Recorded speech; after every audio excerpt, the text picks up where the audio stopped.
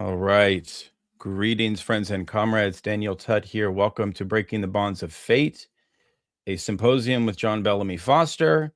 I'm your host. I'm extremely honored to welcome everyone. I apologize for starting a little bit late. The chat is certainly expressing their emotions about us being late. I apologize, but we're here and we have all of our panelists ready to go. I just finished this really great book that we're here to celebrate and to discuss called Breaking the Bonds of Fate, Epicurus and Marx. Um, make yourself at home. We have about a 2-hour program scheduled. I'm going to be introducing all of our speakers very shortly. I just finished the book, and I just want to sort of read a passage to give you a sense. And the book is actually, for an academic book, it is very affordable, published with Monthly Review Press. So you should definitely get a hold of it. You can find a link in the show description to get access to the book. But towards the end of the book, Professor Foster writes, "Today we are faced with a series of anthropogenic rifts in the biophysical cycles of the Earth's system, generating a planetary ecological crisis of vast and multivarious dimensions. The answer is combating the social system of capitalism, devoted to the accumulation of capital, primarily for a very few, a system for which nothing is ever enough. It is all the more important, therefore, to hold on to a philosophy of enough in the materialist sense, compatible with sustainable human development. As Epicurus wrote, criticizing the society of acquisition in his own time, hardly visible in this money economy, nothing is enough for someone for whom enough is little. The earth and our relation to it cannot be one of conquest or radical preservation. It has to be one of self-sufficiency and sustainable human existence and development, of which Epicurus's garden stands as a humanistic and naturalistic reminder." So in this book, Professor Foster takes us through the history of Epicurean thought. And of course, for the Marxists that are with us, you'll all know that Marx's dissertation was a investigation into Greek atomism, particularly Democritus and Epicurus. But one of the things that is revealed in this text is the way in which Marxists have subsequently misread the importance of Marx's dissertation, discarding it as a kind of idealist moment that Marx himself abandons. What John Bellamy Foster shows is that Marx remains in fidelity to the Epicurean philosophy throughout the entirety of his work, even in his mature work. And this is a philosophy that rejects fatalism, teleology, and mechanism. It's a materialist philosophy based in a materialist conception of freedom and the realization that it is up to us. It is a vision in which causal determinism can also allow for free will and agency. It is a philosophy that affirms that there is no transcendental God. It's a theory of nature that is at its root the basis of the materialist dialectic that Marx and Engels develop. This book is actually the third in a trilogy by John Bellamy Foster on Marxist ecology. The first was entitled The Robbery of Nature, co-written with Brett Clark. The second was The Return of Nature, which won the Deutscher Prize. So we're in for a treat. We have assembled, I think, 4 of the most preeminent materialist Marxist philosophers working today. I'll be introducing our panel in a moment. But my supporters and viewers will remember that John joined me to discuss Lukács's work, The Destruction of Reason, about a couple of years ago. And then I was very pleased to publish that interview with Historical Materialism. So in contemporary Marxist thought and theory, it was really nice to do some bridge building between HM and the Monthly Review. And John's occupation, of course, is that he is Professor Emeritus of Sociology at the University of Oregon, and he is the chief editor of the Monthly Review. He's having a bit of technical problems coming on right now. I was going to introduce him with just a sort of initial question on the book, but I think what we're going to do instead is we are going to go straight to Helena Sheehan's presentation, and then we will bring John on after that for a kind of background question about where the book came from and his vision. So our first speaker is Dr. Helena Sheehan, who is an Irish philosopher, historian of science, philosophy, and culture at Dublin City University. She is the author, most recently, of a two-part autobiographical philosophical book called Navigating the Zeitgeist. That's volume 1. And the second one is called Until We Fall. She also teaches as a visiting professor at Peking University and Renmin University in Beijing. So let me welcome Dr. Sheehan to the show. Greetings. Good afternoon. Hello. Good evening. Well, thank you, Daniel, for organizing this. I first want to express my congratulations to John Bellamy Foster for writing this book, for its rigorous research, for its insightful analysis, and for its skill in shedding light not only on the past, but the present. Now, my two basic themes that I want to address in my brief remarks here are the relationship between texts and contexts and between past and present. So by stressing the relation of past and present, I don't mean anything as simple or as obvious as learning lessons from the past that can be applied to the present. Much less do I mean the oft-repeated cliche of learning from the mistakes of the past so as not to repeat them in the present. I mean something wider, richer, deeper, and that is ever more fully comprehending and fully living in the story from which we've come. So let me first retrace my steps just a bit to explain what I mean by that. Because reading this book brought me back to my teenage years when I walked around carrying a copy of a paperback book entitled Great Dialogues of Plato. It was the first serious book that I ever read without an imprimatur and nihil obstat in its opening pages. I'm sure that sounds mad to some of you listening, but in those days, this was considered a necessary permission to read for Catholics. So it had the taste of forbidden fruit. It was obviously completely outside the school curriculum. But in reading this on the Philadelphia subway, I tried to imagine myself in the ancient agora as part of those interactions between Socrates and his interlocutors. So in the world in which I grew up, if ancient philosophy was ever mentioned, it was regarded as having been superseded by medieval philosophy, where the synthesis achieved by Thomas Aquinas was presented as the finality of philosophical achievement. All we had to do with philosophy and our own time was to master that. Somehow, even then, I didn't think that that was the end of the challenges arising in the agora. But in the meantime, I felt I had to work my way through it. In a way, I felt that I lived through the history of philosophy within myself and worked my way through the ideas and debates arising as if they were existential matters of life and death. I saw the history of philosophy as the great story of our species struggling to conceptualize the universe and the meaning of our lives within that. So I've gone back to imagine philosophy in the ancient world in successive waves in the course of my life, in which I continued to study the history of philosophy and even became a philosopher.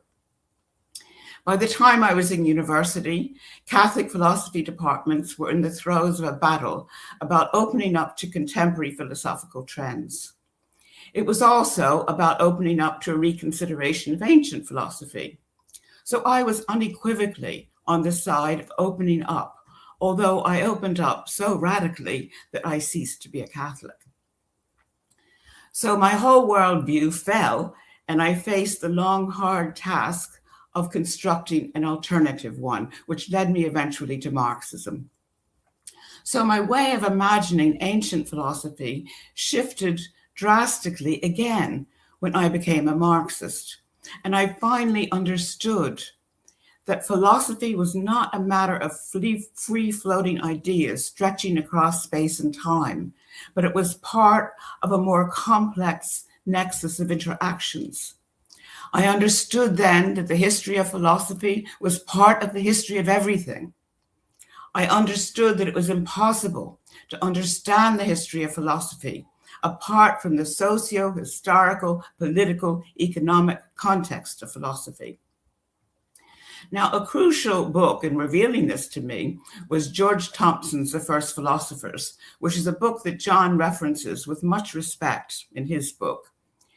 He not only references it, but sheds light on its impact in classical studies in its own time. And I found especially interesting the attacks on the book by the classicist Francis Cornford and the reaction of Benjamin Farrington to that. And by the way, I'm not sure, does John know this, but Francis Cornford, who was so hostile to Marxism in this debate, his son, in the decade before that, had become a Marxist and gone to Spain and died in the Spanish Civil War.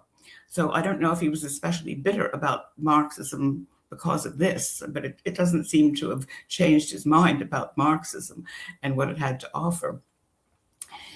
So in thinking about young philosophers studying the history of philosophy now, insofar as there are such creatures, which is another issue, I can imagine John's book playing for them the role that Thompson's book played for me. I certainly hope so. So the story of ancient philosophy is important, I think, not only for philosophers, but for everyone, because it raises the most basic questions, questions arising over and over again, and questions that no serious person can avoid somehow addressing and answering. And the most important of these is materialism versus idealism. A live issue at the time of Epicurus and still a live issue now. John lucidly outlines the position of the Epicurean school and the opposition to it from Platonism, Aristotelianism, skepticism, and then eventually Christianity. Even at a time of the demise of the polis and the social disintegration coming with that, a time when idealism could provide the solace of a perfect other world that was somehow more real than the harsh reality they were experiencing. Epicurus insisted that nature is its own cause and that humanity makes its own history, which was so brave and true, so relevant then and so relevant now.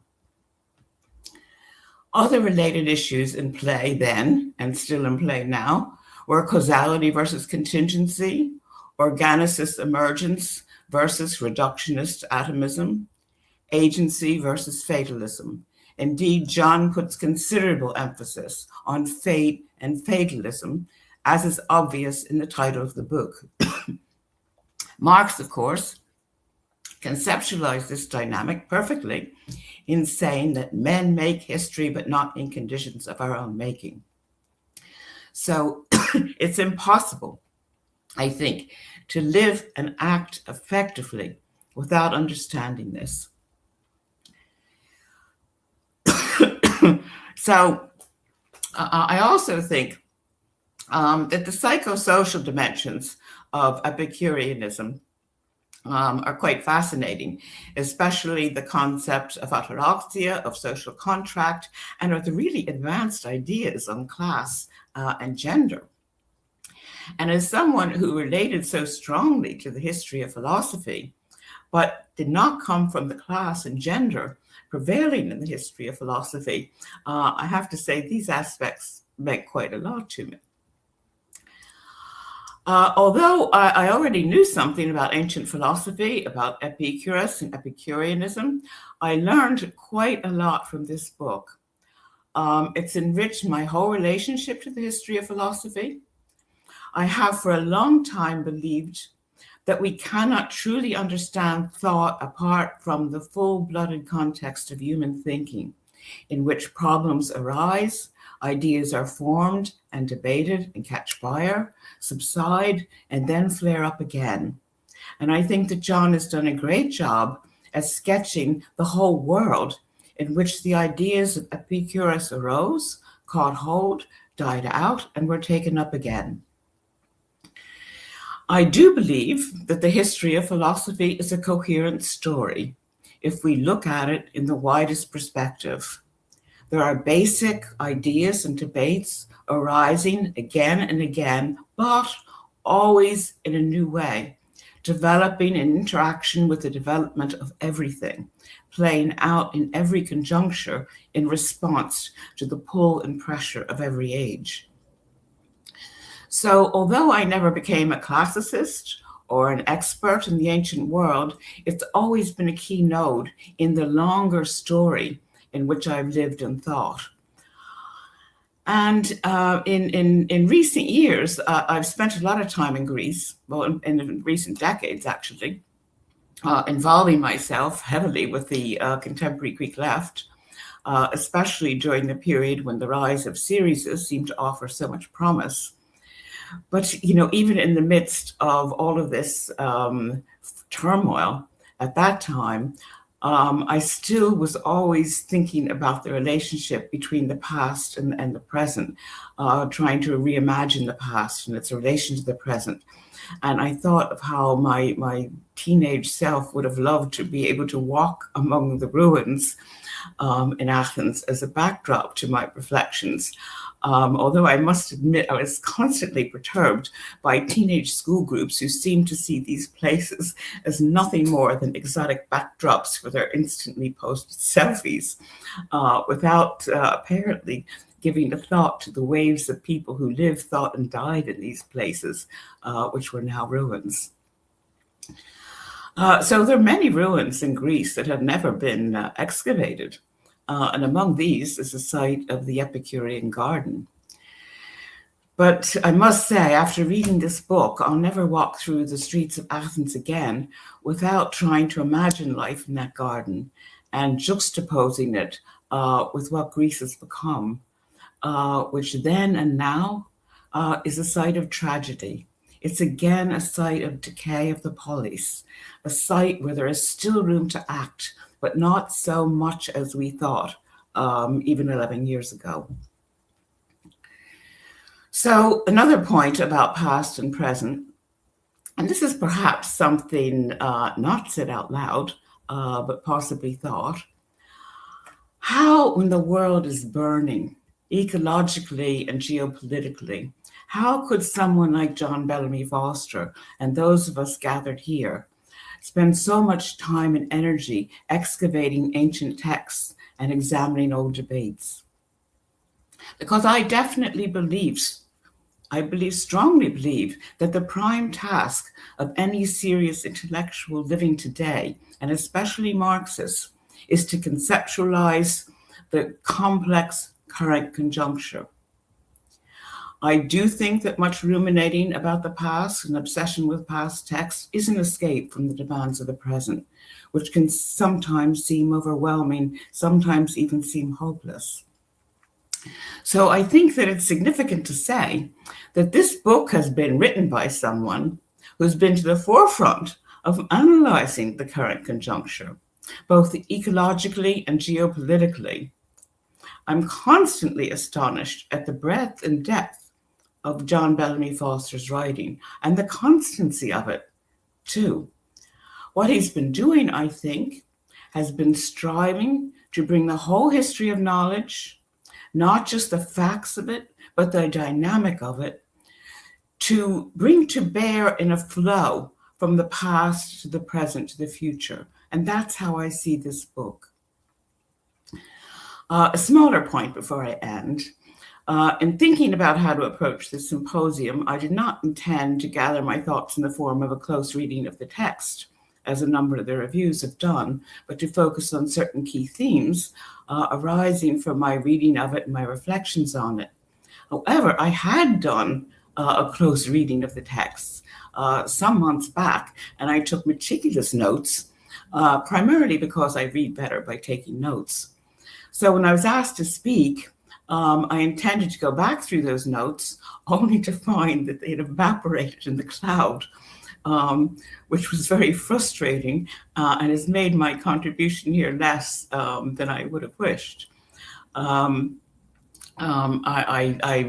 have not said things that I might have said, but I have registered the basic points that I intended to make. So another passing point before I conclude is I want to thank John for rescuing Epicurus and Epicureanism from the gross caricature that's bedeviled it for so long, which is basically eat, drink, and be merry, for tomorrow we die. And for a while, there was a food hall in Dublin that was named the Epicurean, and a search yielded a number of restaurants globally, most of them more upscale than the one in Dublin, called Epicurean, which has become a term for fine dining, which anybody who's read the book will find quite annoying to think about in light of what Epicurus and Epicureans were really all about and what they intended. So finally, and again, congratulations to John for writing this book and for all the other books and the MR articles, which are unfailingly clear, cogent, convincing, and cutting edge.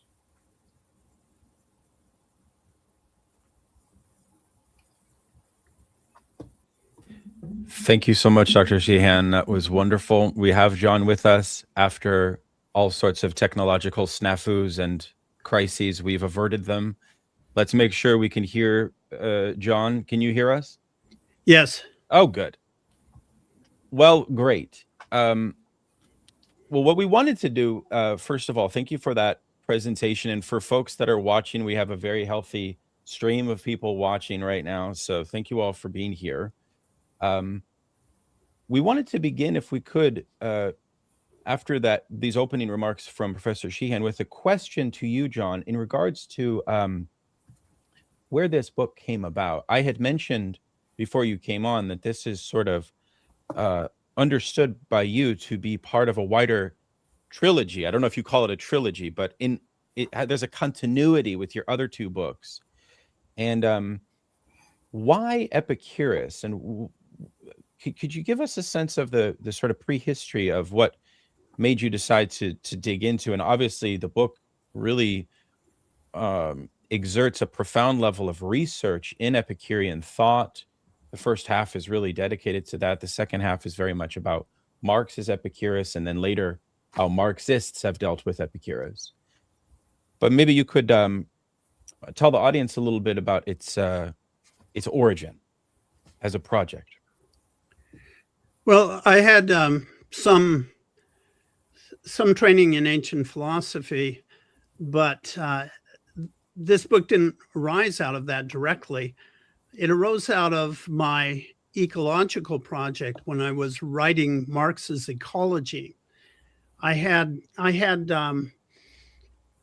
recovered Marx's theory of metabolic rift in the late 1990s.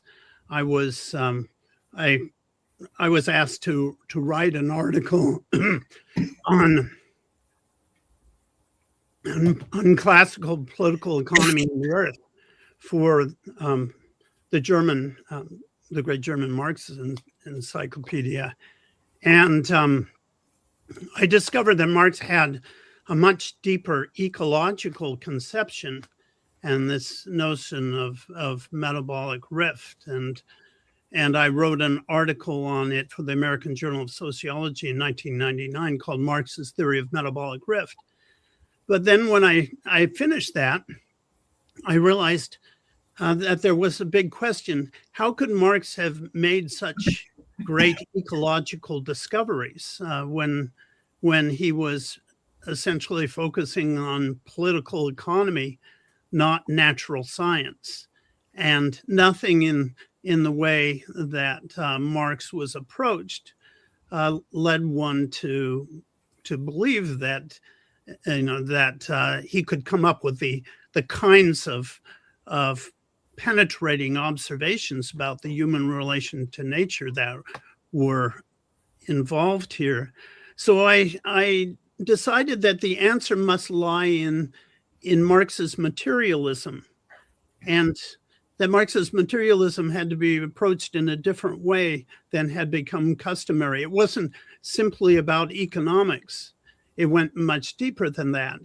And so looking for the answer, I naturally went back to the beginning, which is Marx's dissertation on Epicurus's philosophy of nature, really.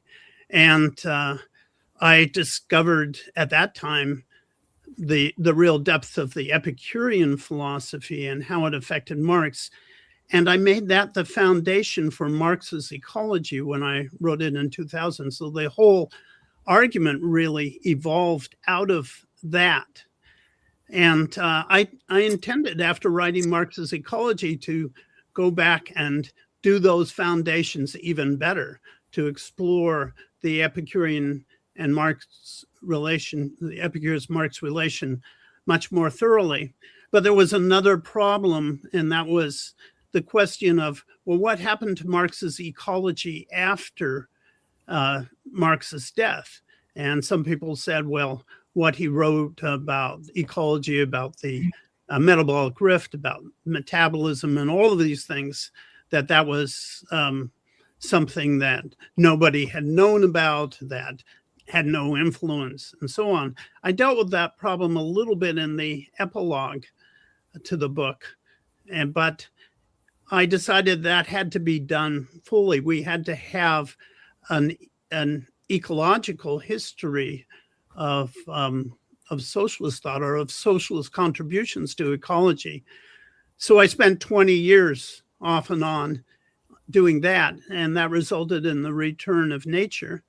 And once I had done that, once I had finished that, I was free to go back to the question of the material foundations. One of the things I discovered in the Return of Nature was that the Epicurean stream went right through Marxism, particularly in Marxist science, and had affected the ecological arguments, not only of Marxism, but ecology in general, the formation of ecology. So anyway, I had an incentive to go back and really do the kind of archaeological dig that I needed to do. And so the Breaking the Bonds of Fate came out of that. And it meant taking Epicurus as seriously as Marx. Originally, I was thinking of writing a book on Epicurus's influence on Marx, or Marx's take on Epicurus, but it evolved into a different form, where Epicurus and Marx were seen as equal figures, as having very similar levels of influence in their time.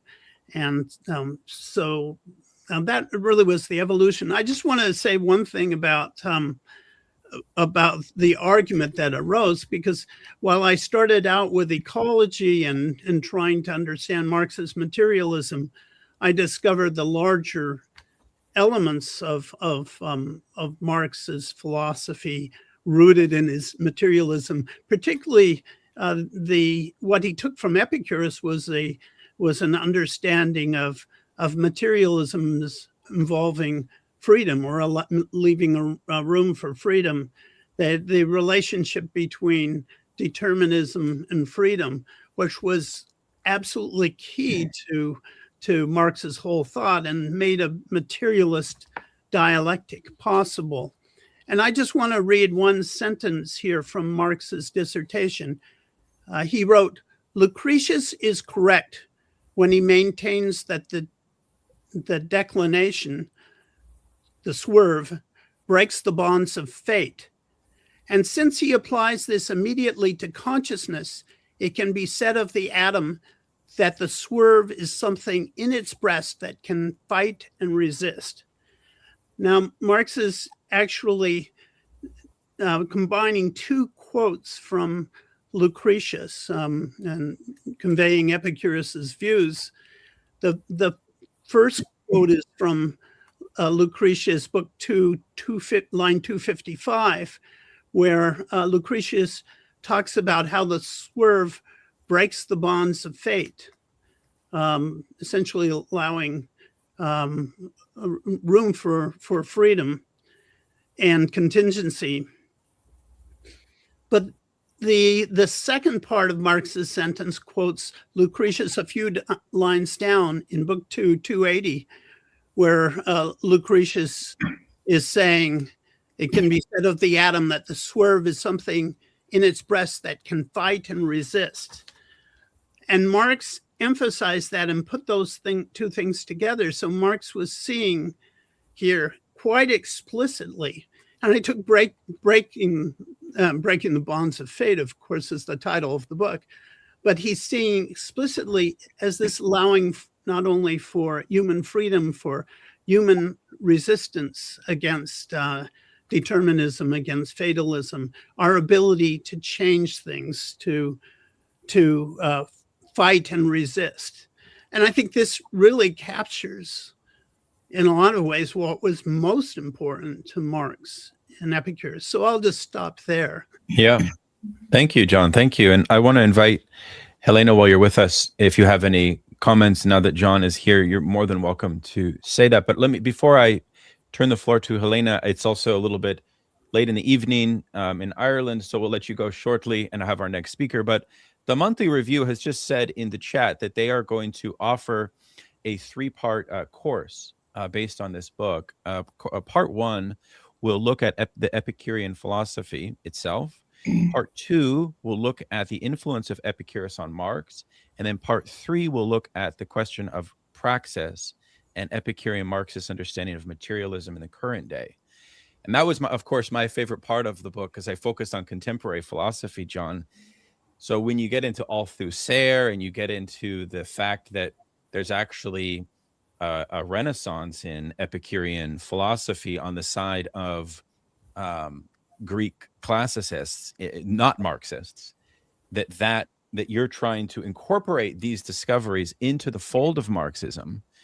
And you give a great genealogy of how so many Marxist thinkers really misunderstood the centrality of Epicurus. So the book is very sort of novel and original in that regard. And frankly, it challenged a lot of my own training in post-structuralism and postmodern philosophy, especially the Althusser, because you clarify a lot in that regard. So in the future, I'd love to bring you back on. Maybe we could talk about those complex issues in more depth. But Dr. Sheehan, did you want to say anything while you have John here? Just puzzled by what you mentioned Althusser right there.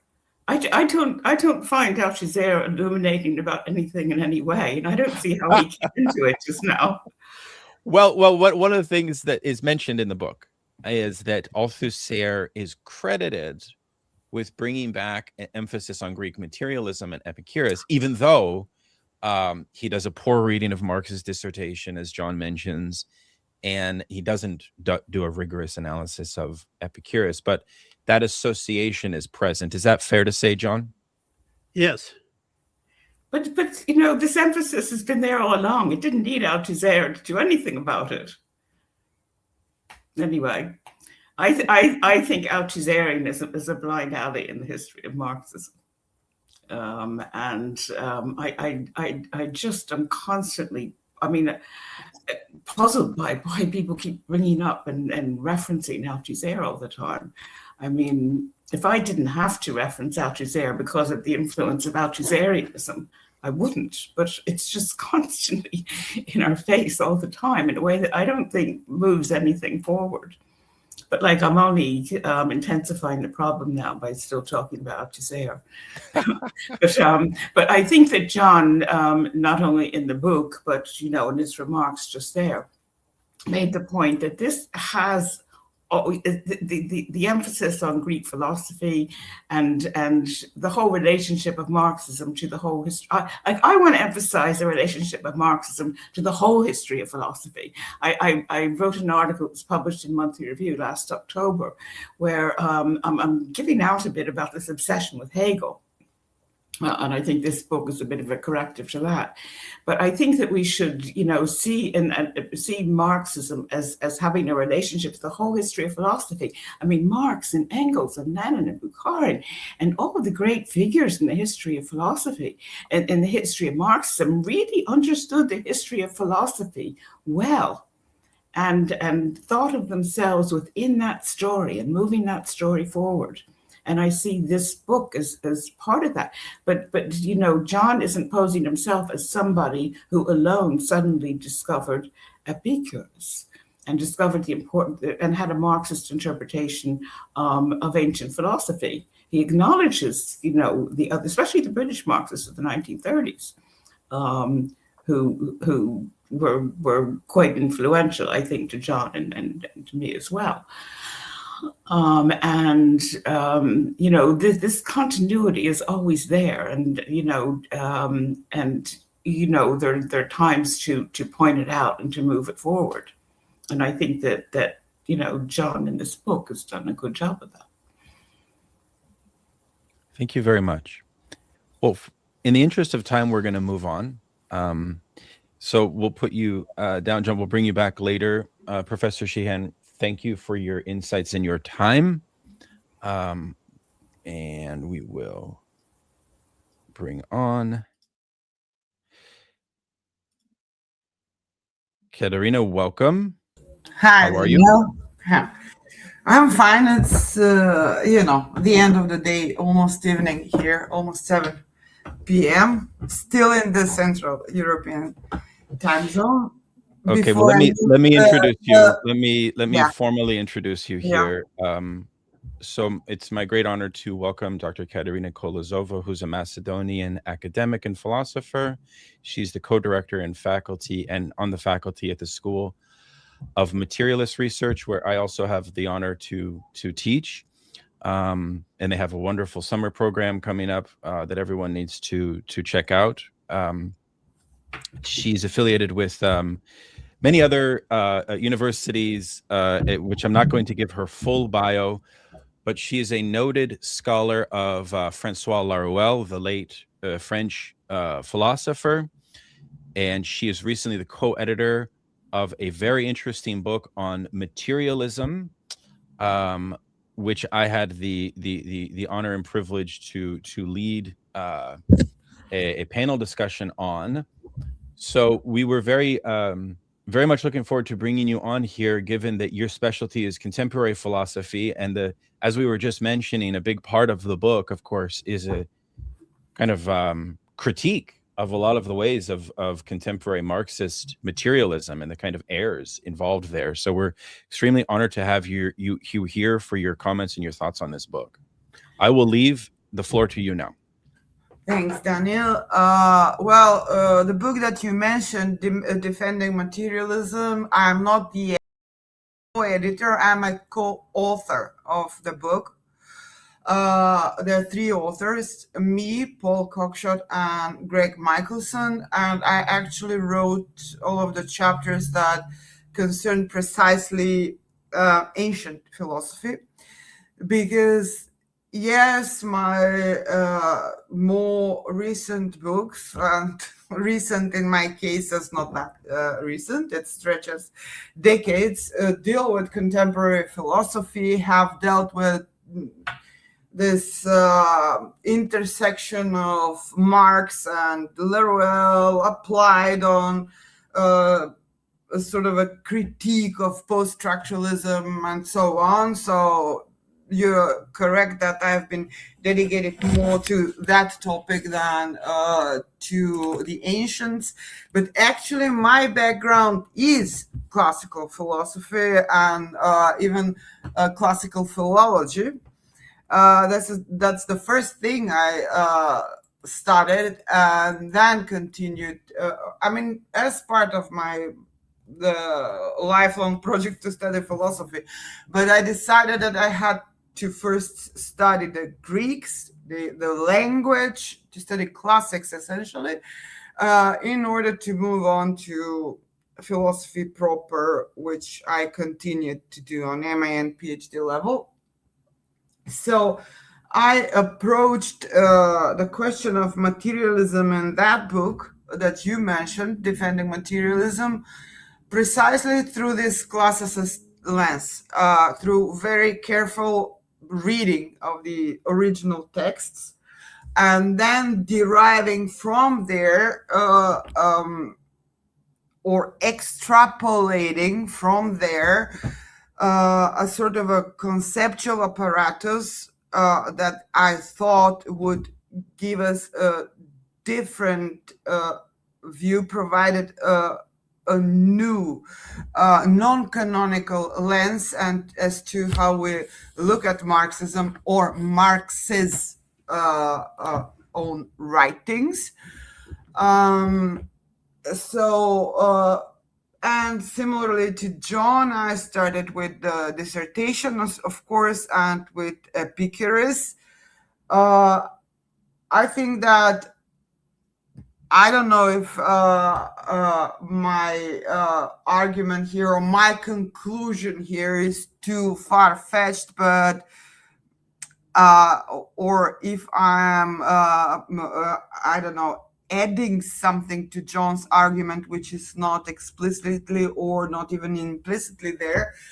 But I think that we coincide in our reading, my own reading and John's reading of Epicurus, in the conclusion that Marx derives his materialism or materialist doctrine. Interestingly enough, as most of you here probably know, Marx avoids even the term materialism because of its corruption with too much philosophy, which is already idealism. If you remember his treatise on Feuerbach, German ideology, and also critique. These are all the early writings, critique of Hegel's philosophy in general. So, I mean, my guess is he avoids the term materialism, matter. Further on, he resorts to nature, the sensuous, even realism. But we can sort of agree that he actually speaks of materialism, and we can base and should base that argument precisely on the dissertation. And John is right to point out, I noted this quote from the book. This is actually fantastic, this realization. And I think that based on this, we can really push further the argument that Marxist materialism did not need the addition, Engels' addition of historical materialism. Marxist materialism was already immanently dialectical, and this dialectic that was immanent to the radically materialist thought of the atomists was already there, and it was extracted from the atomist Epicurus and the type of materialism that he discovers in his dissertation, which is, by the way, also done in a very classical philological way. You have this close reading of these notebooks of the main sources, and most of these sources remain the most relevant to this day. We should not be very pedantic. By the way, this is a side note, whether the term in Latin clina meno parenklesis in Greek as a noun appears in the fragments that have been collected throughout the centuries of classical history of classical philology. There are enough verbs, enough other terms that describe collisions, friction, swerving of some sorts, moving away, collision for sure, collision and moving away. I have collected the terms in Greek that I could trace in Laertius, Diogenes Laertius directly. So regardless of that, we should, and as precisely, actually, John's book is brilliant because of that. He kind of explains how this physics operates as ontology, and how this ontology that Marx extracts from Epicurus necessitates the swerving. It's sort of immanent to the argument. It's unavoidable. And this is what makes the atomists and Epicurus the first true materialists, as Marx insists. And it is made more clear to us when we read this passage from John's book. I will read it now. Let me just go on another very brief tangent before I read it, so that it makes sense. Greek philosophy, from Parmenides through Socrates to Plato to, to Western philosophy till Marx, believed that, the true nature of being is the invisible. It's somewhere hidden, and we just cannot see the truth or the essence. What we see is a phenomenon, a manifestation, a representation, etc. And the atomist argument, or Marx's reading of atomism and what it pertains, is that this entire image and hierarchy of the visible and the invisible, so truth that hides, like here as truth, that which is uncovered, etc. This whole mythology of the entire history of Western philosophy and Greek philosophy of truth being the invisible thing, that thing which hides, etc., etc. It's somehow reversed. It is what is manifested. It is what is tangible. It is the material, which is the true essence of being. So it is the ontological truth that put forward the atomists and Epicurus in particular. But on the other hand, it is also the hidden thing that we have to discover, because we cannot access this knowledge through this manifest image of reality. And we have to arrive at the realization that it is on the level of matter being the, and with this, it is very interesting. This is the fascinating thing in the atomists and Epicurus, but the atomists as well. It is this fascinating argument that they kind of take Parmenides's proposition that we cannot think change because one needs to remain one, being needs to remain being, and being needs to remain one. Because if there is multiplicity, you allow for nothingness, for there to be nothing, and nothing is an impossibility. Nothing comes from nothing. So the atomists just take this argument and just flip it around and argue that that one thing that remains uncuttable, atomos, is the infinitely uncuttable nature of matter. Matter is everywhere. And in fact, that one thing that is everywhere is matter. But it nonetheless, in some way, remains invisible as the essence, because it's on the level of such small quantity that it borders nothingness, borders the void. Hence the swerve, I think, but never mind, it's a blind guess. But on the other hand, it alienates itself. I think I found this in Karatani, not in John's book, the point of alienation. It just dovetails to John's argument.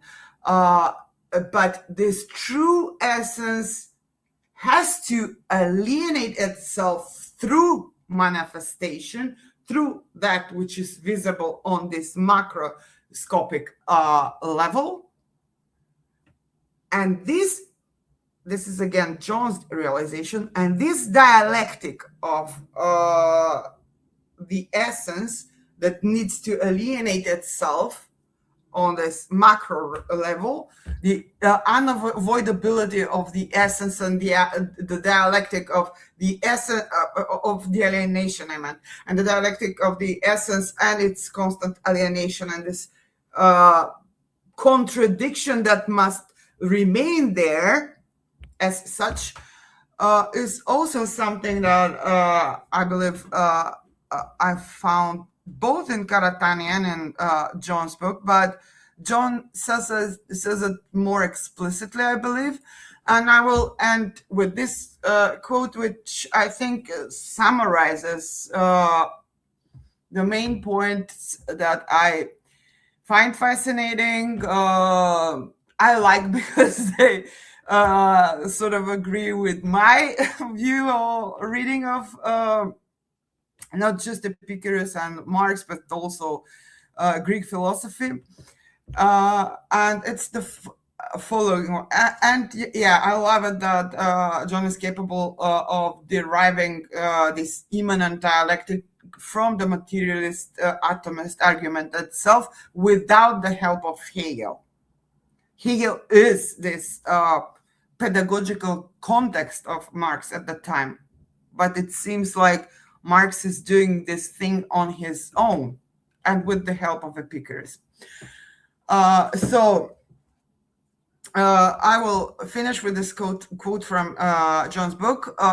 What is more, in depicting the invisible atom and the void as the dual basis, this is a revolutionary, that this is admitted to be the dual basis.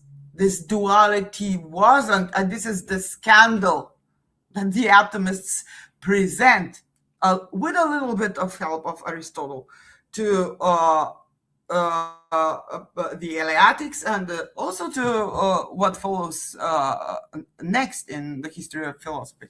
So anyway, depicting the invisible atom and the void as the dual basis of existence, Epicurus broke with the Ionian conception of the material world as manifested in the visible elements such as earth, air, fire, and water, or in mixtures, as in Anaxagoras and Empedocles. Instead, he saw material essence in line with the atomism of Leucippus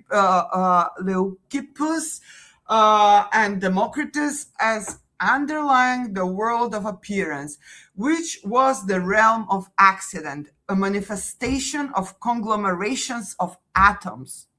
Atoms, as Marx emphasized in his dissertation, constitute in Epicurus, and here John is quoting Marx and his dissertation, constitute in Epicurus the corporal in general. The world of appearance thus has its being in a form of external to itself, the alienation I was talking about.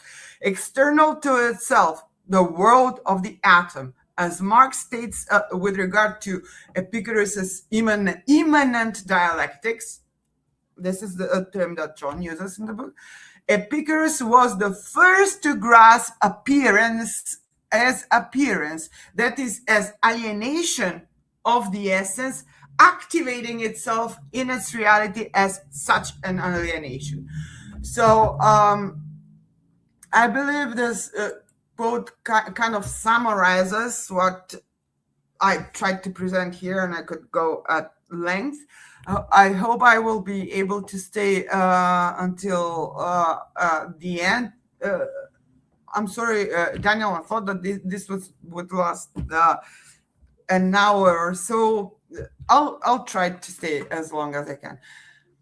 Thank you so much, Katarina. That was a masterclass and fascinating kind of spontaneous elaboration of some of these core questions that are raised in the book. And I think for purpose of time, since you are in Europe and it's a little bit later, maybe I saw John taking notes as you were talking, and I might invite him to just offer maybe an initial reflection on Katarina's presentation, because she may have to leave in a moment. Then we'll immediately go to our next speaker. No, I will stay as long as I can. I want to hear Thomas. Maybe as just well. one comment. Yeah, we can. sure.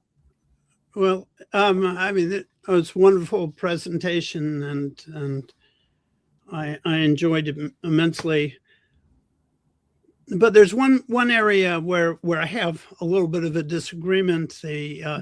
It's that the point that Marx avoided the term materialism.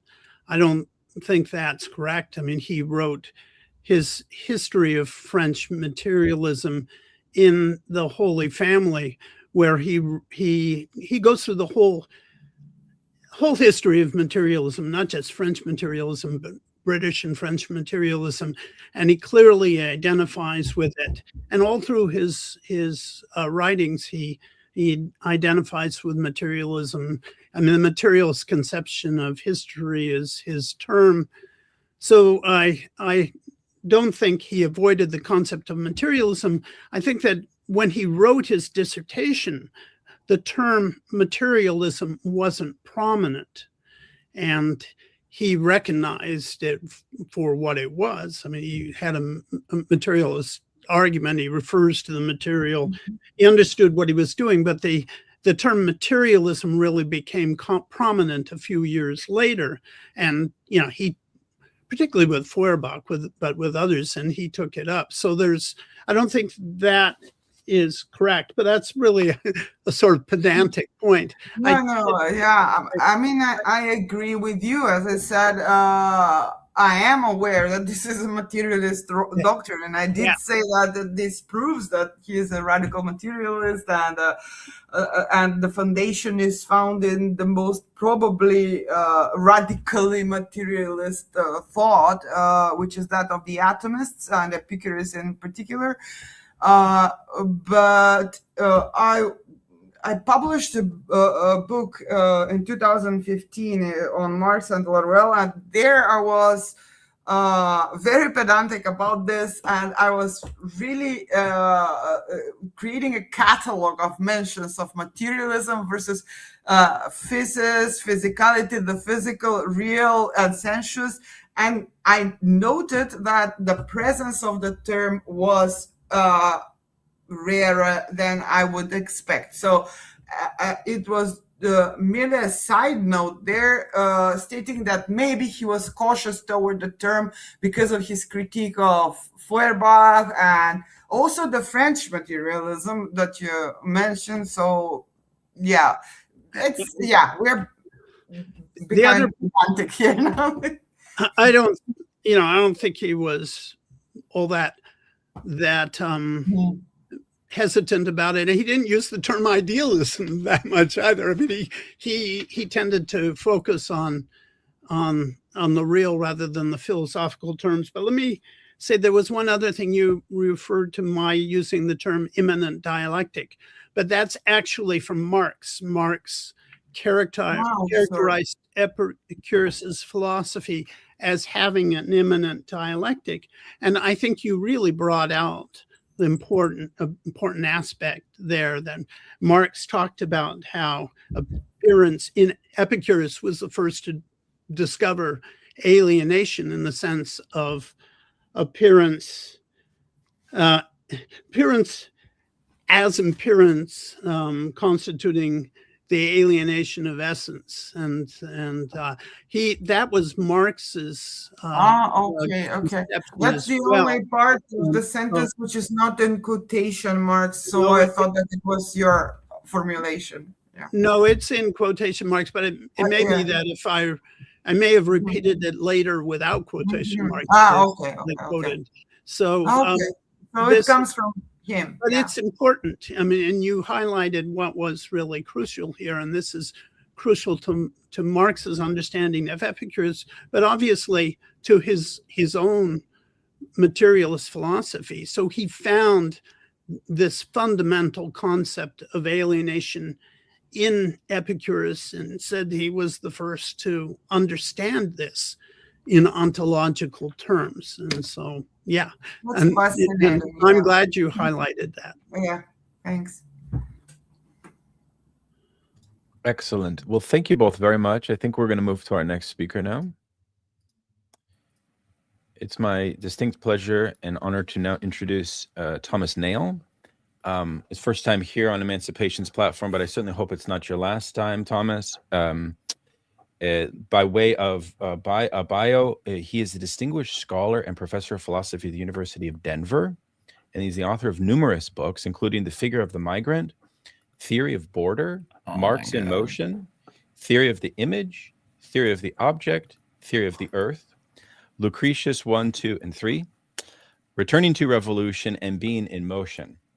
So aside from how you managed to find the time to write and be so prolific, Thomas, welcome to the show and welcome to this platform. Thank you so much for being here. The floor is now yours.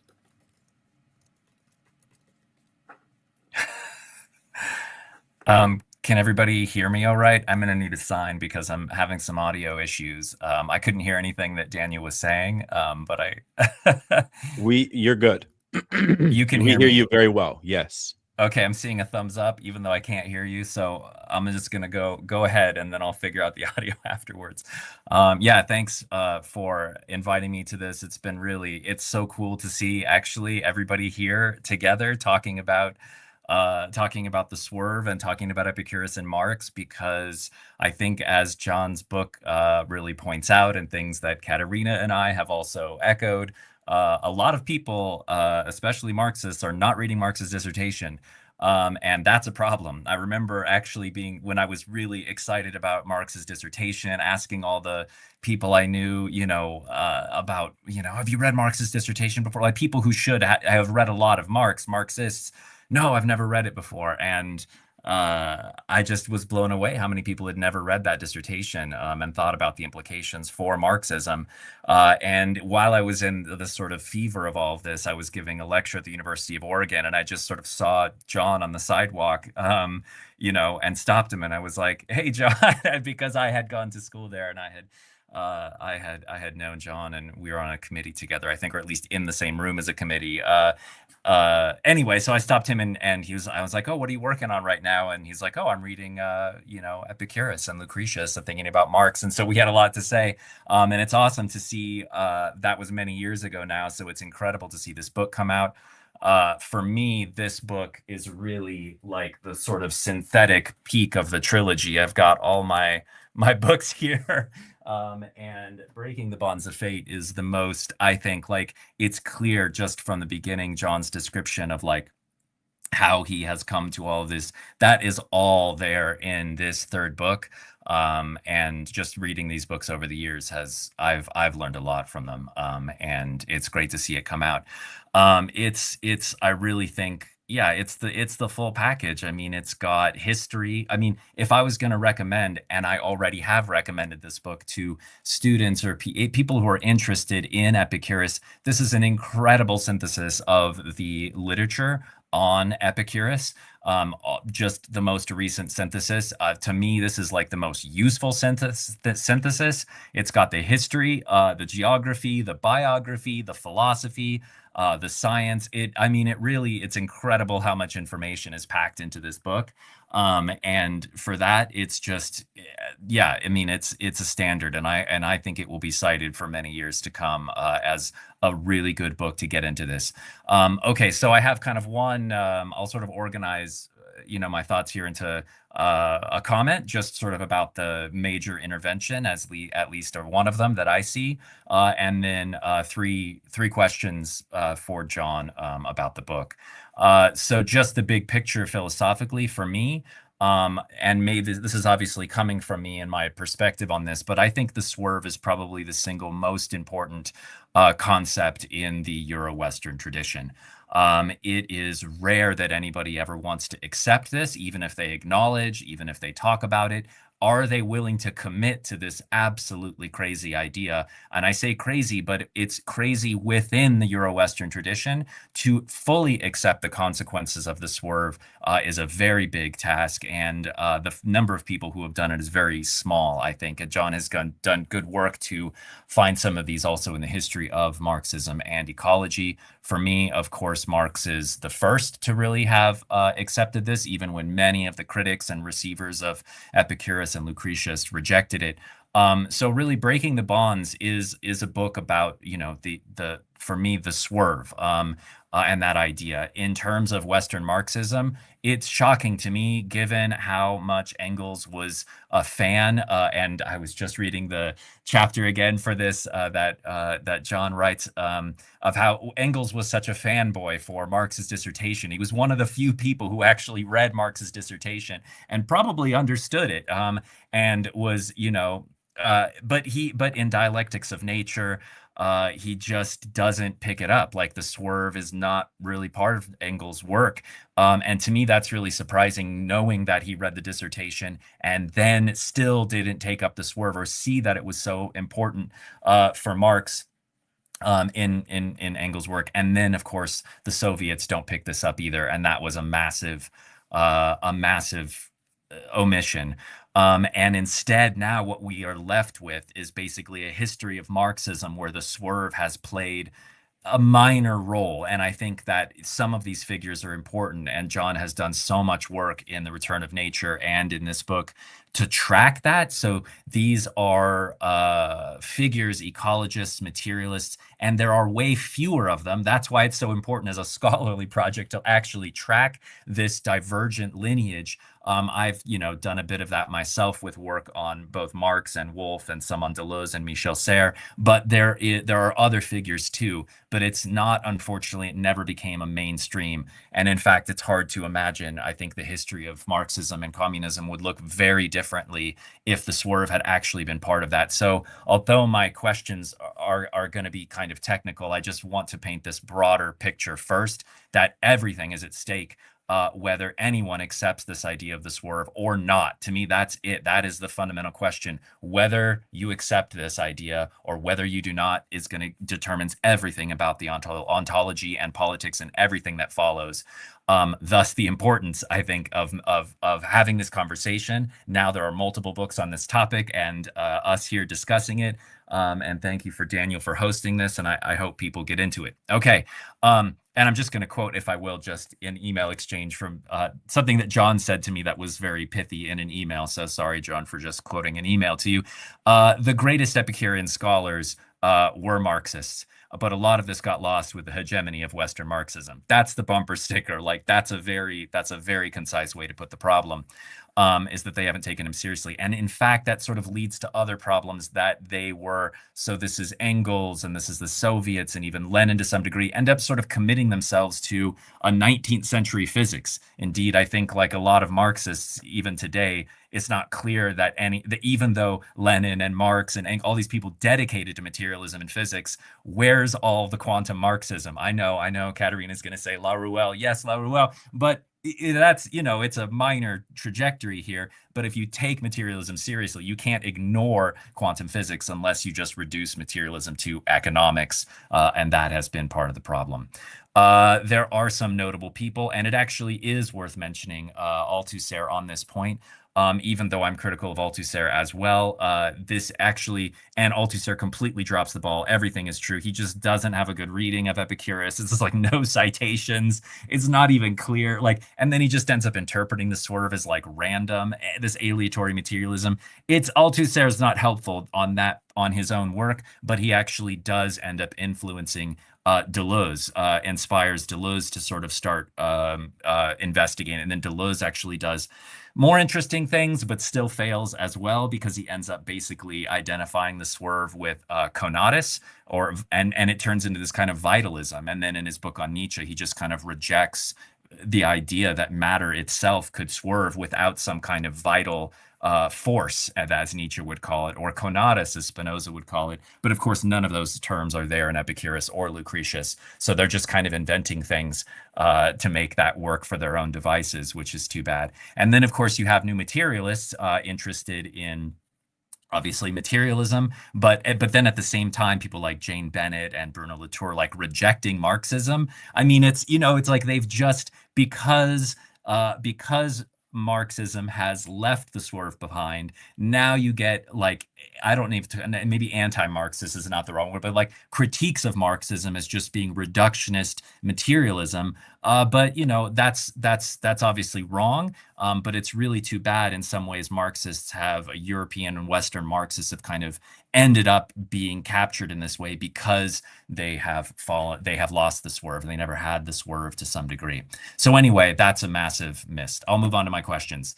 Question one is about the swerve, actually, a more technical point about the swerve, and questions for John, which was to me one thing that's at stake in understanding what the swerve is and why it's so important for the history of Marxism is whether we understand this as a kind of epistemic issue or an ontological one. And I mean that because it's the way that it is most commonly taken up is, and John said it as well, is about freedom. Yes, that's fine, human agency, but really, and that's one way, and it is the dominant way that people received Epicurus's swerve. But it's important to note here that one of the important articulations for Lucretius is the ontological nature of the swerve, and it's not just humans that are free. Okay, if there is swerving and it's all the way down to the level of matter itself, that means that it's not just producing, there's nothing just produces human freedom. It's ontological freedom. It's cosmic freedom. It means that the entire universe has agency, not just humans. Now, that's not at all clear, and I'll just say some things that it's good to keep in mind. These are not disagreements. John knows these things, and he's probably, yeah, I mean, anyway, these are some things to know about the history of the swerve and Epicurus. One is that Diogenes Laertius, a 3rd century CE biographer of Epicurus, never mentions paraclesis. I know Katarina is saying there's words that are similar, but look, concussion doesn't necessarily mean swerve. You can have a whole physics without the swerve, and that is indeed what we find in Diogenes' account of Epicurus, who's just giving the full account of his philosophy, never mentions paraclesis, the Greek word that Epicurus would have used. We have Diogenes gives 37 chapters of Epicurus's famous book on nature. None of those chapters ever use the word swerve or seem that they pertain to any kind of swerving. We also have no primary record of Epicurus himself. So Epicurus, the things that we have are 3 letters, and in those letters, Paraclesis, the word is never used. And indeed, that has influenced many other Epicureans to say that Epicurus actually didn't even need the swerve, which I think is wrong, let me just say. But it is important to note that Epicurus himself never says anything about it. And in these 3 letters, he's basically explaining his whole philosophy, and to go so that people will learn and understand it in great detail, never using that word. The fragments that we have of like recovered fragments of On Nature also never mention the swerve. Okay, that said, there's good evidence, and I mean, on this point, John's book is really good. It's my favorite, and it's the best source, and really inspired me to dig deep on this. And a lot of it is just following John's, footnotes, frankly, on this point. So this isn't anything that, John isn't already aware of, but for everybody else, that's important to keep in mind. When we understand what the swerve is, we need to understand who is saying it and what they're saying exactly about it, because it matters for the history of Marxism, and it matters for this history of reception.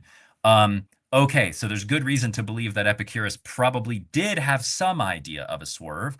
One is that Philodemus, who was a contemporary of Lucretius, he was a dyed-in-the-wool absolute believer in Epicureanism, and he would have never contradicted the master. He was a student. He trained in Athens. He knew what he was doing, and he does use the word paraklesis as a word that Epicurus used. Doesn't say much about it. He just says that it's out there. So I think that's a pretty solid piece of evidence. We also have Oinoanda,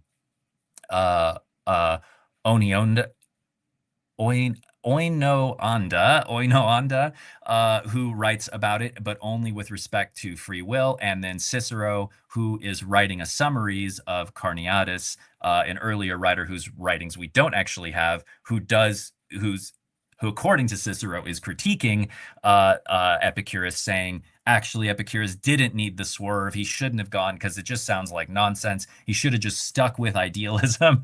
Okay, so anyway, it's quite likely, I think, I would wager that there was such an idea in Epicurus, even if we don't have the direct evidence. But what we do see is that they all have to do with free will.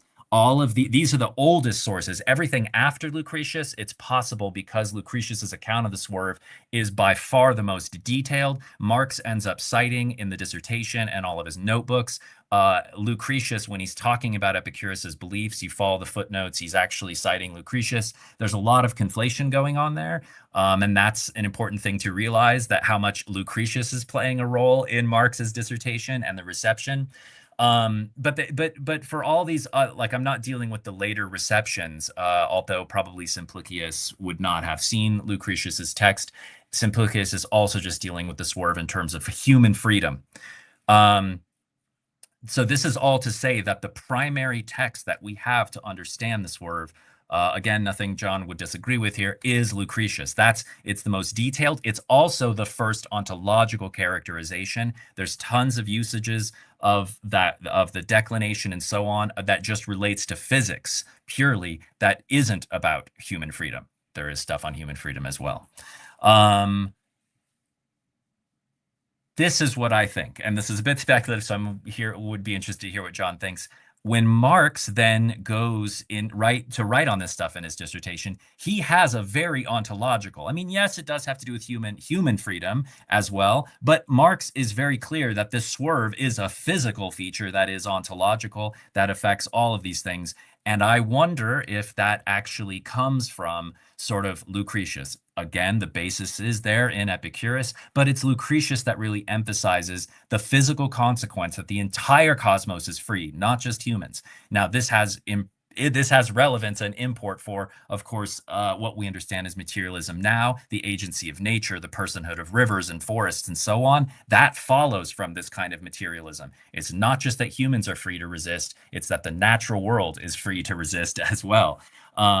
The other thing, too, is we have to say that Lucretius really does use some key language that is absent in Epicurus and the commentators, which is a description of the swerve as incerto. It's indeterminate, it is uncertain, it is unknown, it is incerto tempore, incertisque locis. It is indeterminate time and space. So it is not just, oh, there's a space-time that matter moves through. No, there's swerving that is indeterminate. It's not in a determinate space or time. That's not there in any of the other commentators, citing Epicurus. In other words, it is there only in Lucretius, and I'm wondering that actually plays a big part in Marx's interpretation. And then I have two shorter questions. I promise, much shorter. Daniel, give me a signal if I'm like over time. I forgot to start my clock here. This is a question about the atoms. Marx has this incredible passage that when I read it, I just have to read it for you now from the dissertation that, of course, I think this is cited by John, and I cite it too, and Katarina, but it's such an important idea that Marx takes, and it's part of the dialectic too. It's part of finding the immanent dialectic for Marx inside Epicurus. He says, so he's describing the fall basically of the atoms, but of course he said, because the atoms are only one sort of moment in a dialectic, he says that neither the monads of whatever the thing is that are falling, nor the atoms exist.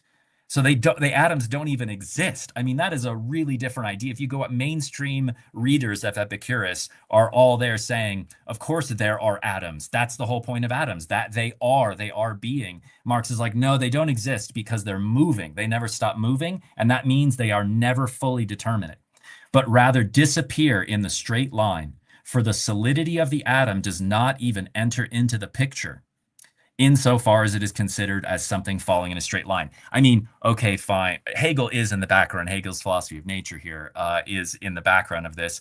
My question then is, for John, do you think that Marx's very unique reading here, yes, influenced by Hegel, but also the fact that Lucretius never uses the word atom?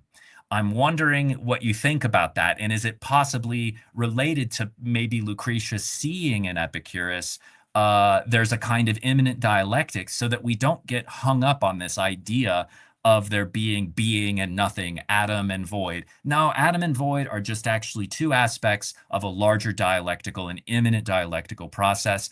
And one of Marx's inspirations, of course, is Hegel, but is Lucretius possibly an inspiration there too, by Lucretius's own dropping of this word atom? He could have used it. It's an easy Greek word to Latinize, but he chooses not to. Third question. So that's the question, is how much, Lucretius plays a role in influencing Marx's very particular and unique reading of Epicurus. The final question is just one about the future. Now that, your books are out and our books are out, and we're having this conversation about these figures who have adopted the swerve, ecologists, Marxists in the 20th century, where do you see this? I mean, do you see any of these figures who have taken up the torch in the 21st century? And then also, what's your hope for all of this, for this effort to recover the swerve from Epicurus and Lucretius, for the swerve for Marxism? It produces a kind of, in my book on Marx, called it indeterminate Marxism. But what do you think it will achieve for the present? Thank you. Wow, wonderful. Thank you so much, Thomas. That was a tour de force, and I really love how you pepper those questions in. I hope that John was able to capture all of them. I think that he was. First of all, can you hear me right now, Thomas? I can hear you now, but I bet when John will start talking, I won't be able to hear him. Let's try. It's like if I toggle the mic option back and forth, there's about a 20-second delay, unfortunately. So you just go ahead, John, and I'm gonna toggle, and I'll give you the thumbs up when I can officially hear you. Okay. Well, I see about 6 questions here, and so I'll try and do my best. In terms of Engels not taking up Marx's dissertation, I'm getting the next. Why don't you mute, Thomas? Would you mute for us? Not you, John. Thomas, please mute while he talks.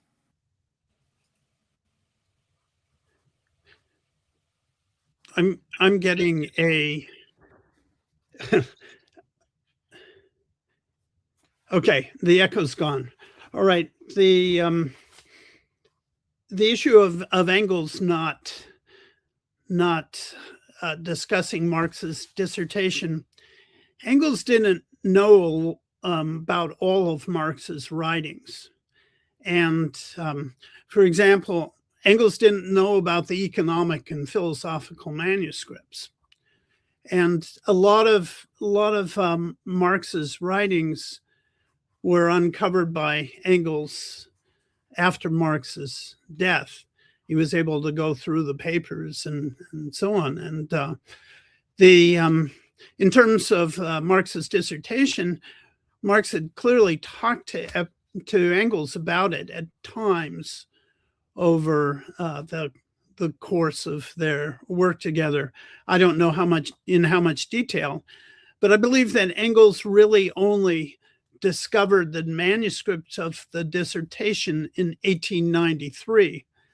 And that's when he told Woden about the contents of the dissertation.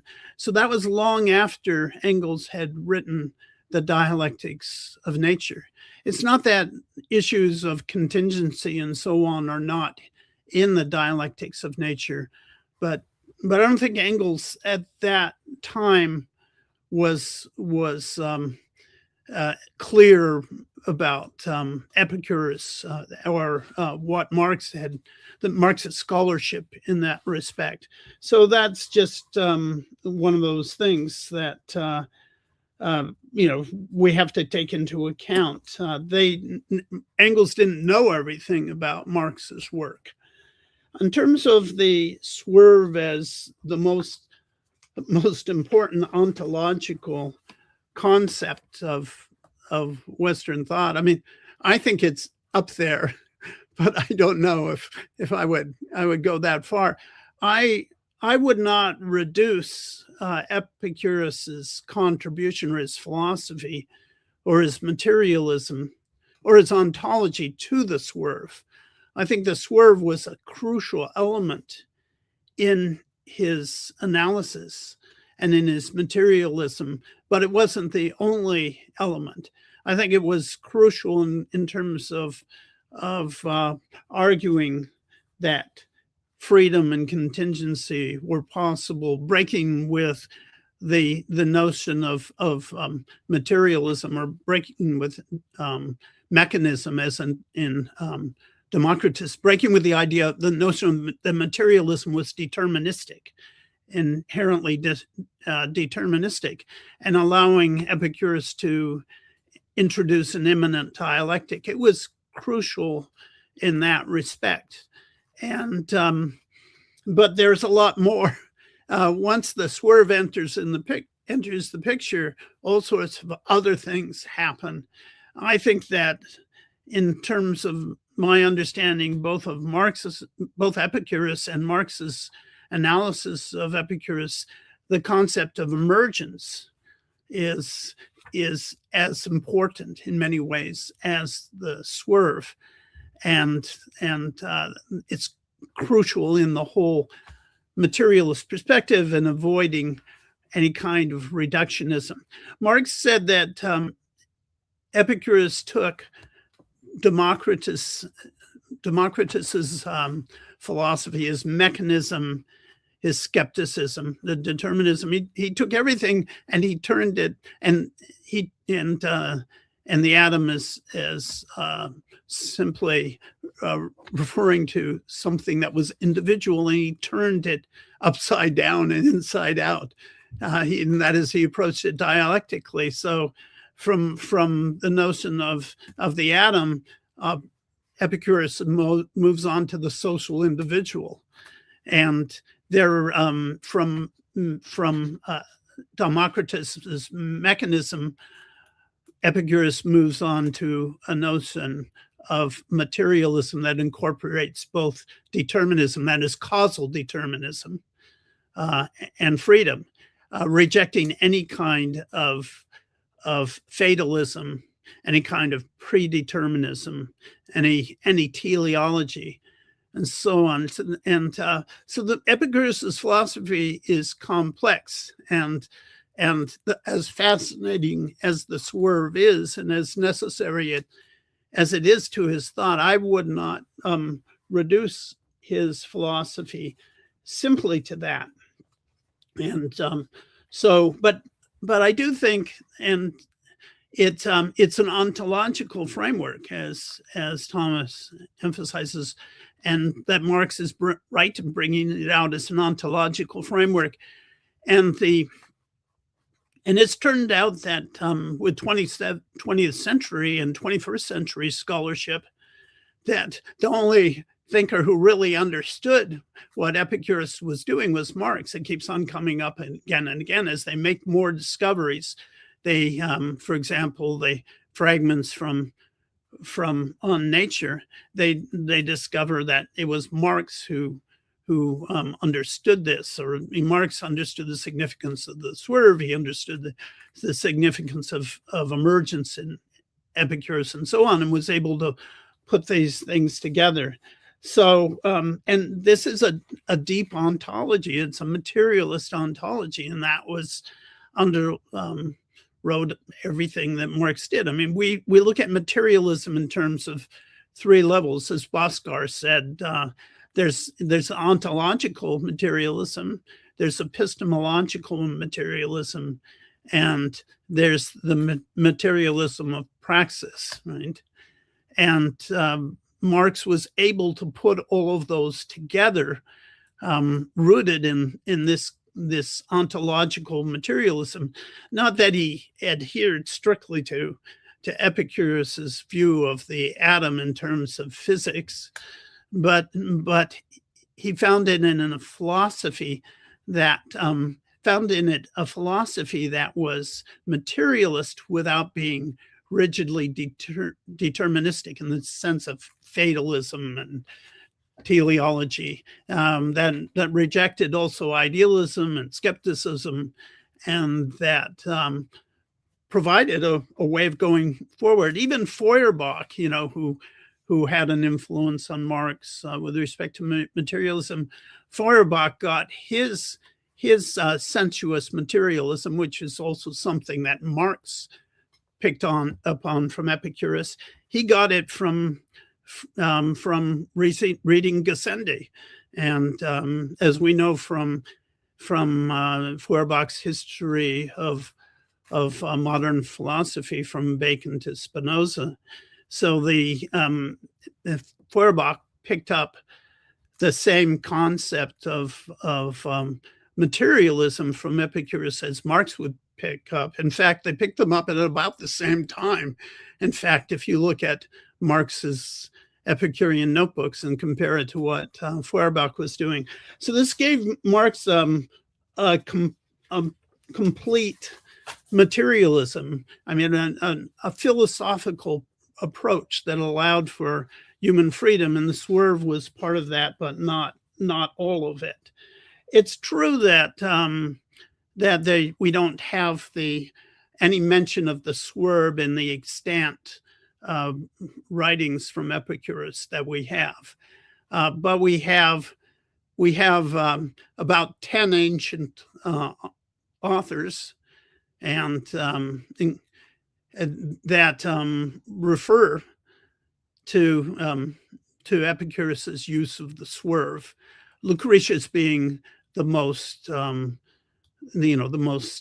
detailed in that respect. So we have a lot of evidence actually stretching over hundreds of years, and we have evidence in Greek, is not just Latin, and so Greek thinkers like Carneades and Philodemus and Diogenes of Oenada, and other thinkers as well. So there is a lot of evidence. There's no doubt in scholarship, in classical scholarship, that the swerve was Epicurus's ideas. But Epicurus wrote 200 books, and we have 3 letters plus fragments from book 25 of On Nature and his principal doctrines and various fragments. This is the nature of classical studies. In fact, if we were talking about Democritus or Heraclitus or so on, and we wanted to look directly at their writings, at the pre-Socratics, we couldn't really find them. What we do find is references and quotes to their work in other philosophers, like Aristotle writing about Democritus. So that's how a lot of our knowledge exists. So I wouldn't be too concerned about the fact that we don't have the swerve. It's generally believed that it played a role in Epicurus's On Nature, his great work in 37 books and so on. But we don't have the contents of most of that. We just have titles, which doesn't take us very far. So I think we have a lot to work with, and the issue of whether the swerve originated in Epicurus is not really questioned. In Marx's view, and in the view of most scholars still today, Lucretius, who was a great poet, was not originating philosophy, and that almost all of his work, his great poem De Rerum Natura, was presenting Epicurus's philosophy as faithfully as he could. So Marx assumed, and so have scholars throughout history, that what Lucretius was voicing was Epicurus's own ideas as well as he could. So in terms of all of this, well, I mean, the ontological part, the ontological materialism is really very important, and the fact that what Marx was conveying was a materialism via Epicurus, was a materialism that was not mechanism.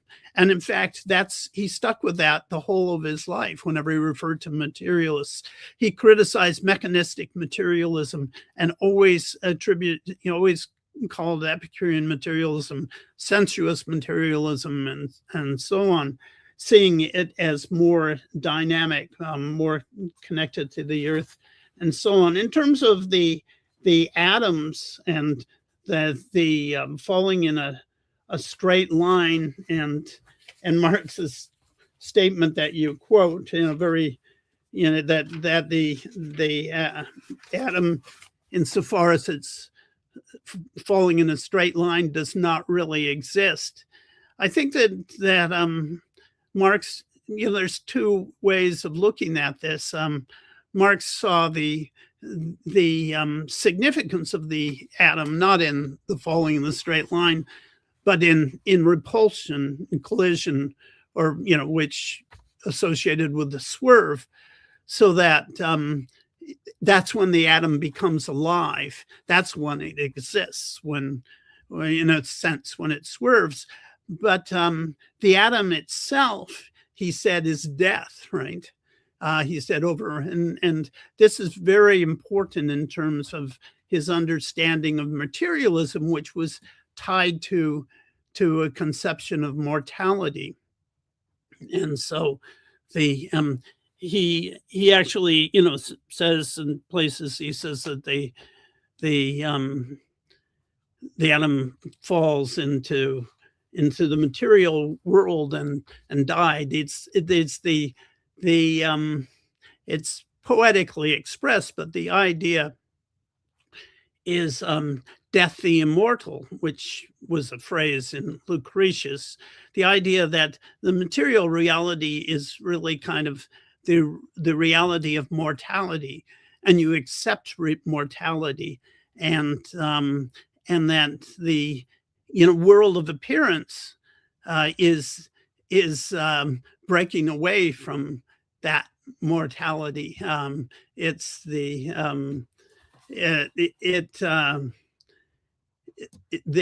world of appearance is, as Epicurus said, time is the accident of accidents, right? The world of appearance is time defined by accidents and breaking away from the mortality death, the mortal, that is the material base.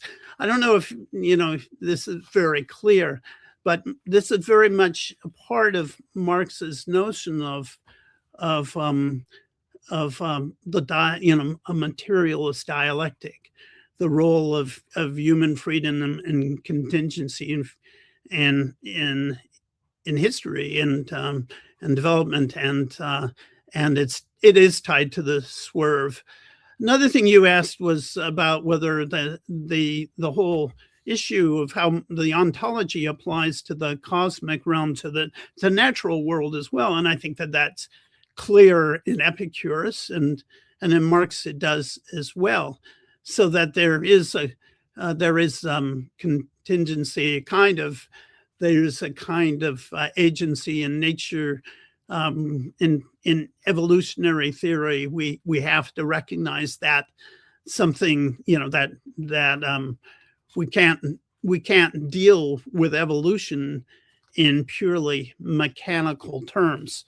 So I think these are deep questions, but the important thing for Marx is materialism is based in mortality and our life struggles in the context of mortality that stands for the material world, and how if the essence is a material world in this sense, our struggles are in the world of appearance that are in a sense the alienation of that material essence, and so what is for human beings to exist is to struggle. This permeates Marx's whole philosophy. You asked me about what is the significance of this to the contemporary stage, and of course I have a lot on that in the last chapter of my book on that. But I've been thinking about Marxism has been condemned and for a long time. And even by the new materialists, as you know, Thomas, that for being deterministic. And I was thinking, well, where did this come from, really? This criticism of Marxism and Marx is deterministic, and it's used all the time in sociology. But of course, we know that we know that the definition of determinism, the formal definition of determinism, is that everything is based on causal laws. And and very few people would actually deny the significance of causal laws. And because that's how we understand the world. So, determinism, causal determinism, is simply that everything has a cause or causes, right? Causality is the basis of change in the world and how we understand change. But then this doesn't necessarily, and they swerve was one way in which Epicurus tried to bring in moral responsibility and show that we have freedom, that it's up to us, that there are places where we can choose. Ultimately, it's up to us, he said. And there are all sorts of places where we have human freedom to choose. We ourselves are causes, and you need to avoid any kind of reductionist or mechanistic approach to these questions. And there is a notion of moral compatibilism with them, the compatibilism that even, the causal determinism doesn't actually remove freedom entirely or moral responsibility. This is deeply embedded in philosophy. In my book, I talk about it in relation to John Stuart Mill and Gompertz. But I was trying to understand, well, how is this sort of attack on Marxism is simply deterministic? How did that arose? An attack on Hegelianism and so on. And of course, you could see some Soviet thought as overly mechanical, but that wasn't what Marx stood for. So I was looking at the lecture, the really famous and influential lecture by Isaiah Berlin in 1953 called Historical Inevitability. And I think that this, in the context of the Cold War, when Berlin was aligned with Popper and especially aligned with Popper, that this is really the place where the determinism argument entered in to in a big way in philosophy in the context of the Cold War. Berlin starts his August Comte lecture, which was sort of embarrassing to him in that context, but he goes after every kind of what he calls determinism in the interpretation of history, any representation of forces independent of individual human beings, and so on. He goes after Hegel and Marx, but he goes after dozens of other thinkers, but it ultimately focuses on Hegel and even more so on Marx. And he argues that introduces this deterministic view, or this notion of determinism, that to talk about forces and economic forces or social forces in general and so on, and to interpret history in terms of that, while not focusing on individuals and individual behavior and great individuals in history or accident and contingency, is a fallacy. And so he makes this extreme division between saying that those who refer to these larger historical factors to explain history, and he even refer to causal laws, are basically taking the individual out of history. They're taking accident out of history and so on. And so I find that in teaching in graduate school and sociology all the time and reading things that students and professors, they use this term determinism all the time, really loosely. They just say, oh, this is deterministic, that is deterministic. And they don't ask the question like Raymond Williams did, was, well, how could we do without determinacy altogether, right? So the Marxism is interpreted as an economic determinism, which has nothing really to do with Marx's own arguments. But it's hard for people to understand that, partly because it's true that there have been some mechanistic versions of Marxism, some deterministic versions of Marxism that have seemed to corroborate that. And I think that going back to the foundations of Marx's materialism, to Marx's confrontation with Epicurus, the swerve, the relationship between materialism and freedom and necessity and freedom, this is really what's most important now in terms of us revitalizing Marxism as a whole, but not just Marxism, but all of social science. Because whether because liberal thought just moves between voluntarism and determinism with really nothing in between, because of course it's an apology for the system. So the realm of possibility is eliminated. And without contingency, without freedom, real genuine freedom to change history, to alter things, there can be no possibility. It's like Robert Musil, the great Austrian novelist, said, there can't be any reality without possibility. And I think this is what the argument is about. Thank you very much. We're getting echo. Yeah, let me put And John on maybe if mute. you might need to mute John. There we go. And I think that goes. Yeah, I'll just say please. really quickly, because I know we're probably over time, and Daniel's jumping in to tell us that we're over time. Thanks for that long response, John. I hope that we get a chance to talk sometime for just hours about all this stuff, because there's really so much to say. And I'll just say one final thing in all the things that I could respond to.